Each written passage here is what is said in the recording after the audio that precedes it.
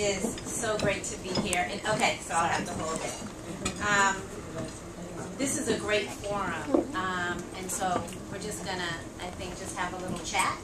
And I think I'm gonna talk for about 15-20 minutes, and then hopefully we'll have a little Q&A, and you all will ask me some questions, and then we'll just have a little back and forth together. And when Bill asked me to come and talk about service, of course, and particularly in Harlem, it was absolutely my pleasure. Bill and I have the great pleasure of serving on the board of the Children's Defense Fund together, which is, for me, one of the greatest pleasures of my life. I grew up idolizing two people, Prince and Marion Wright Edelman. And the fact that I have gotten to meet both of them just like blows me over. I met Prince when my husband hosted the Oscars. And after the Oscars, Prince held a party. Y'all know after each Oscars, Prince holds a party at his house in LA. And Chris and I went over there, and do you guys realize that he made breakfast for us? Literally to this day, I cannot believe that. And when I worked for UNICEF, I had the pleasure of meeting Marion Wright Edelman. The first time that I met her, I was absolutely speechless. I could not talk because she has been my idol my entire life. And the fact that she asked me to serve on her board is just truly the highlight of my life. She also wrote the foreword to my first book. I don't consider myself an author at all. I only really know about one thing, and that is about service. And so it is the only thing I will ever write about. I don't think I'll ever write another book. I wrote a book 2 years ago called If It Takes a Village, Build One. My life in service in 100+ ways that you can serve too, and Marion Wright Edelman wrote the foreword to that book.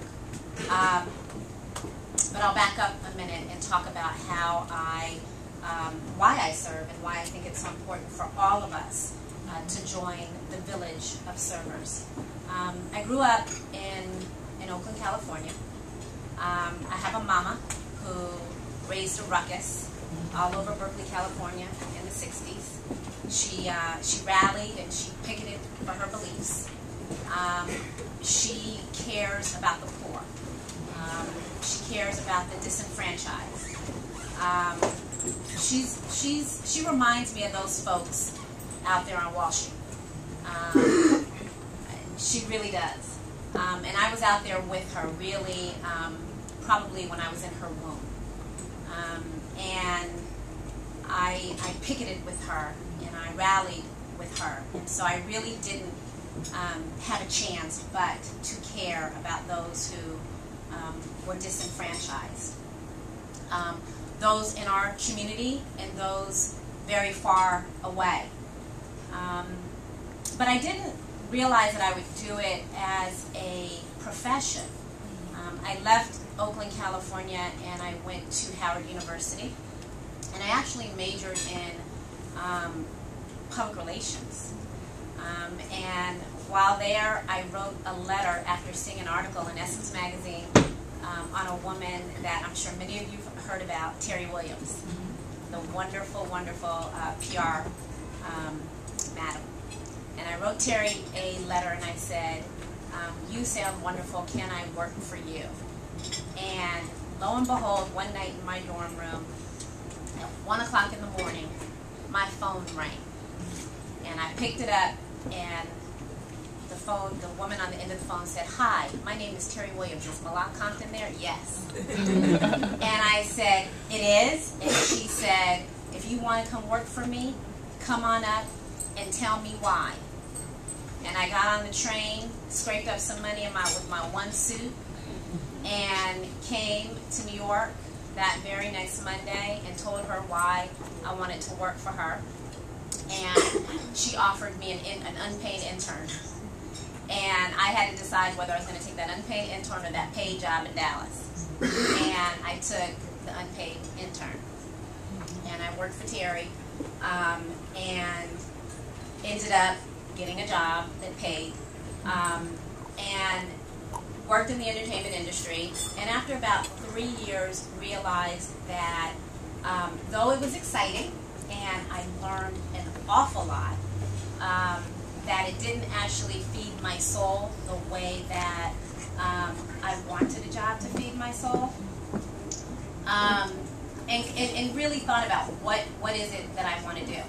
I then made a career decision that actually made less sense for me than that, and I went into the cosmetics industry. Now, I've never met a product that I didn't like, and so I thought that made sense for me.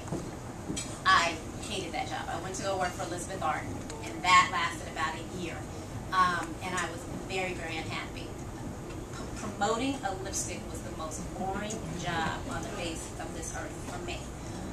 And so I said, okay, Malaak, what is it that you really want to do?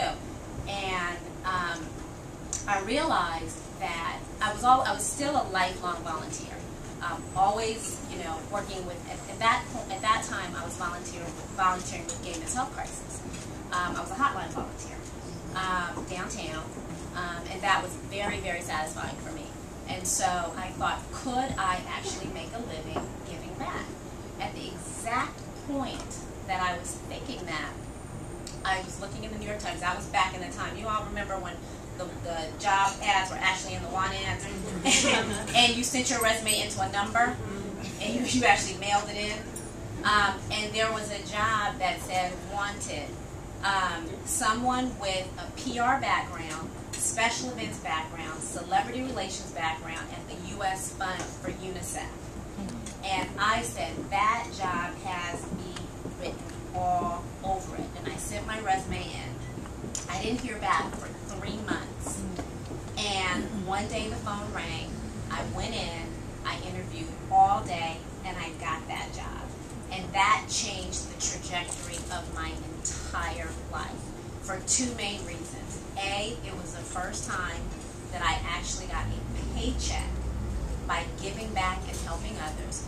UNICEF helps women and children in 160 of the world's most impoverished countries. And it was the first time that I set foot on the continent of Africa. I had the most immense pleasure of taking the actor Lawrence Fishburne to the countries of Sierra Leone, the Ivory Coast, and Ghana. We stepped foot in Liberia. We stepped foot in Liberia at the end of the 7-year civil war, when the country still had no electricity, no running water, with bombs still going off. The second we landed and got into a UN convoy, we heard in our Humvee that a UN truck had just been bombed. When we stayed at a UN encampment where we literally only had electricity 2 to 3 hours a day, where we couldn't flush toilets, and we were there to watch UN workers reunify child soldiers with their parents.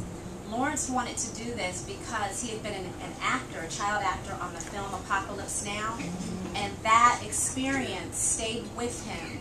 And so, as a UN ambassador, he wanted to work with child soldiers. But he and I, as descendants of slaves and as African Americans, experienced for the first time stepping foot on African soil. And we cried when we put our foot on that soil. And we cried when we helped to unify children, child soldiers, with their parents. And on that day, I knew that I would spend the rest of my life working in giving back and serving others. And so that experience was very, very, very, very powerful for me. And so working for UNICEF and having that experience is why, really, honestly, I'm standing here today, and why I wrote the book, If It Takes a Village, Build One, and why I'm going to end up telling you the rest of my story. After leaving UNICEF, I started an organization called StyleWorks. That was around the time when Bill Clinton was our president, and he mandated that the states spend money changing the welfare to work laws. He mandated that each state spend money starting welfare to work programs. At that time, I remember very vividly watching a 60 Minutes program on a wonderful welfare to work program where women went to get makeovers, where they got clothing so that they could go back from welfare to work. And I remember seeing a woman who was getting out of jail, and she got a wonderful suit, but she had cornrows in her hair, and she had lots of rings on her fingers, and she had lots of jewelry on, and she had lots of earrings in her ears, and I just thought, this woman still probably won't get the job, because even though she has this suit on, her appearance